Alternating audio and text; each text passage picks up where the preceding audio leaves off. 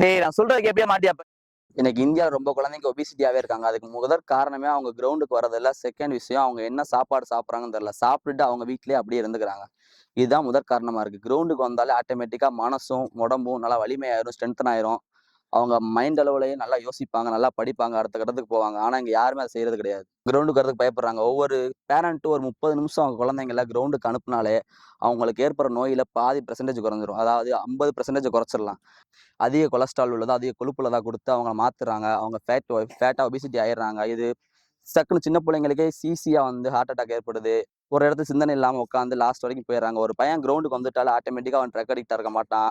ஒழுக்கமானவனா இருப்பான். Discipline maintain பண்ணுவான். Daily கிரவுண்டுக்கு வரனால அவனோட பிசிக்கல் ஃபிட்னஸா இருக்கும். செகண்ட் விஷயம் அவனோட ஹெல்த் ரிலேட்டடாவும் நல்லா மேப்ல போவான். அடுத்து வந்து அவன் மைண்ட் ரிலாக்ஸ் ஆகும். நல்லா படிப்பான். அடுத்த கட்டத்த மூவ் பண்ணி போவான். அதனால பேரண்ட்லாம் என்ன பண்ணுங்க, ஒரு 30 நிமிஷம் அவன ஏதாவது கிரவுண்ட்ல ஓட விடுங்க. விளாட விடுங்க. எதையாவது பண்ண விடுங்க. அவன் ஓடி ஆடிட்டு விளாடட்டும். அவன் அந்த நோயிலிருந்து அவன் பாதுகாத்து அடுத்த லெவலுக்கு கூட்டு போகட்டும். எவன் ஒருவன் காலையில இருந்து ஓடுகிறானோ நோயும் அவனை விட்டு ஓடும். நடக்கிறவனுக்கு நோய் அவனுக்கு நடந்துரும். படுத்தே கிடக்கிறவனுக்கு நோய் எப்பவுமே அவன் பார்த்துக் கொள்ளும்.